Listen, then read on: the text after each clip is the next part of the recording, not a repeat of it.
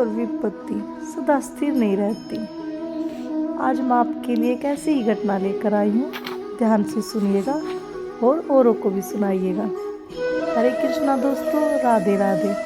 आपका मेरे YouTube channel पर स्वागत है। आशा करती हूँ सब खुश होंगे, मंगल होंगे। तो जो घटना आज मैं आपको सुना रही हूँ, यह 10 से 12 साल पुरानी है। वृंदावन की घटना है। वृंदावन में श्री जगदीश नीलम जी रहते थे और उनके एक मित्र, ईसाई मित्र थे, जिनकी ट्रांसफ़र वृंदावन में हुई थी और व्यवहार में बहुत ही अच्छे थे। CRP में कार्य करते थे। तो ईसाई मित्र हमेशा मुस्कुराता रहता था और बहुत ही अच्छा व्यवहार था। कई बार जगदीश जी की पैसों में भी मदद की थी। बहुत ही अच्छे व्यक्ति थे। तो दोनों में गहरी दोस्ती हो जाती है। एक दिन ईसाई मित्र की ऑफिस की छुट्टी होती है और जगदीश जी की भी छुट्टी होती है। ईसाई मित्र बड़े ही परेशान जगदीश जी के पास आ रहे होते हैं। रास्ते में जगदीश जी मिल जाते हैं। जगदीश जी बड़े ही ज़रूरी काम से बाहर जा रहे थे। ईसाई मित्र ने बताया कि यार बड़ी समस्या है, बेटे की तबीयत बहुत ही ज़्यादा ख़राब है। आधी रात को उठ जाता है, अनाप शनाप बोलता है। कई लोगों को दिखाया, कई लोगों से पूछा, लोग कह रहे हैं भूत प्रेत की शिकायत है, काला साया है, झाड़ फूक लगवाओ, झाड़ा लगवाओ। तो यार समझ में कुछ नहीं आ रहा है कि क्या करें। अगर तेरी जान पहचान में कोई बाबा, कोई तांत्रिक है तो बता, बेटे को झाड़ा लगवाते हैं। जगदीश जी ने कहा, तू चिंता मत कर, मेरी जान पहचान में 1-2 बाबा जी हैं, मैं झाड़ा लगवा दूँगा। तो अब दोनों जगदीश जी और ईसाई मित्र बेटे को लेके चल देते हैं, झाड़ा लगवाते हैं, लेकिन कोई भी आराम नहीं होता। अब ऐसे ही झाड़ा लगवाते लगवाते 2 महीने गुजर जाते हैं। जगदीश जी भी बड़ा परेशान होते हैं। कितने दिन हो गए, इतनी कोशिश कर ली, लेकिन बेटे को आराम नहीं है। अब जगदीश जी थक चुके थे, क्योंकि परेशानी में तो सब साथ छोड़ देते, सब परेशान हो जाते हैं। तो जगदीश जी भी थक चुके थे। पहले जगदीश जी प्रतिदिन अपने ईसाई मित्र से मिलते थे, अब कई दिन में मिलना शुरू कर देते हैं। तो एक दिन फिर ऐसे ही छुट्टी होती है। जगदीश जी बैठे होते हैं और सोच रहे होते हैं कि पता नहीं बेटे को आराम हुआ कि नहीं हुआ, क्या करें। अब कई दिन में मिलना जो होता है तो पता भी नहीं है क्या हाल चाल है। इतनी ही देर में ईसाई मित्र पेड़े का डिब्बा हाथ में लिए आता है और कहता है, ले यार पेड़े खा, बाके बिहारी मंदिर के हैं। तो जगदीश जी सुनकर चौंक जाते हैं और कहते हैं कि आप तो ईसाई हो, क्रिश्चियन हो, फिर बाके बिहारी मंदिर में कैसे गए। तो मित्र ने बताया सारा का सारा वार्तालाप कि यार मेरी पत्नी बाजार जा रही थी, रास्ते में एक औरत मिली तो उससे बताने लगी कि बेटे की तबीयत ऐसे ऐसे ख़राब है और ऐसे ऐसे करता है, खलास आया है।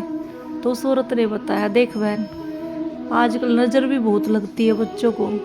हमारे घर में तो जब भी ऐसी समस्या होती है, हम तो बाके बिहारी मंदिर से चरणामृत ले आते हैं और पिला देते हैं और समस्या ख़त्म हो जाती है, परेशानी ख़त्म हो जाती है। तो औरत ने कहा कि देख, अगर तू पिला सकती है तो चरणामृत तो मैं ले आऊँगी मंदिर से जाकर। तो ईसाई मित्र की पत्नी ने सोचा, माँ जो थी कि पिला दूँगी, क्या पता आराम ही हो जाए।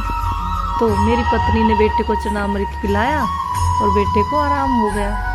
तो जब बेटा ठीक हो गया, मेरी पत्नी ने मुझे ये सारा वार्तालाप सुनाया कि ऐसे ऐसे मैंने चरणामृत पिलाया था और बेटा अब ठीक है। तो हम सब, बेटा, मेरी वाइफ और मैं, हम सब बाके बिहारी जी को धन्यवाद करने के लिए बाके बिहारी मंदिर गए थे और वहीं से ये प्रसाद लेकर आया हूँ। मैंने सोचा कि तुझे भी खिला देता हूँ, मुँह मीठा करा देता हूँ। तो जगदीश जी ने कहा, यार बहुत अच्छा किया, अच्छा है। तो जगदीश जी ने कहा, तो क्या अब तू हिंदू हो गया है? ईसाई मित्र ने मुस्कुराते हुए बड़ा ही प्यारा जवाब दिया कि यार, जब तू बाके बिहारी मंदिर से निकलता है तो क्या तेरे ऊपर जो आसमान होता है वो किसी और रंग का हो जाता है क्या? जगदीश जी ने कहा नहीं, जैसा होता है वैसा ही रहता है। तो फिर कहा जो मुस्लिम मस्जिद निकलते हैं तो क्या आसमान रंग बदल देता है क्या? तो जगदीश जी ने कहा नहीं यार, ऐसा तो नहीं होता। तो ईसाई मित्र ने बड़ा ही प्यारा जवाब दिया कि भगवान सब एक है, इंसान भी सब एक है, भगवान ने सबको एक समान बनाया है। ये भगवान ने नहीं बांटा है, भगवान ने सबको एक ही चांद, एक ही सूरज, आसमान एक जैसा, सब एक जैसा, प्रकाश एक जैसा, सब एक जैसा दिया है, एक ही दिया है। ये तो इंसान ने बांटा है, भगवान ने थोड़ी ना बांटा है। और बाके बिहारी जी तो सबके हैं, जो उनकी शरण में चला जाता है वो उसी का हो जाता है। तो अब ईसाई मित्र की आंखों में पानी आ गया था और गला भी भर आया था, क्योंकि ईसाई मित्र अपने दोस्त से बहुत ही कुछ कहना चाहता था कि उसने उसका बुरे समय में साथ छोड़ दिया था, जिसकी उसको उम्मीद नहीं थी, उसे विश्वास नहीं था कि ऐसा कुछ होगा।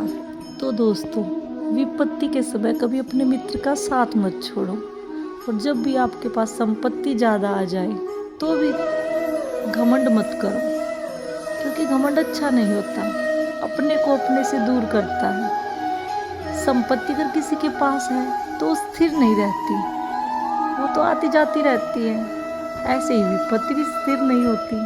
भगवान ने सबको एक समान बनाया है, एक जैसा बनाया है, तो अपना व्यवहार भी एक जैसा रखे।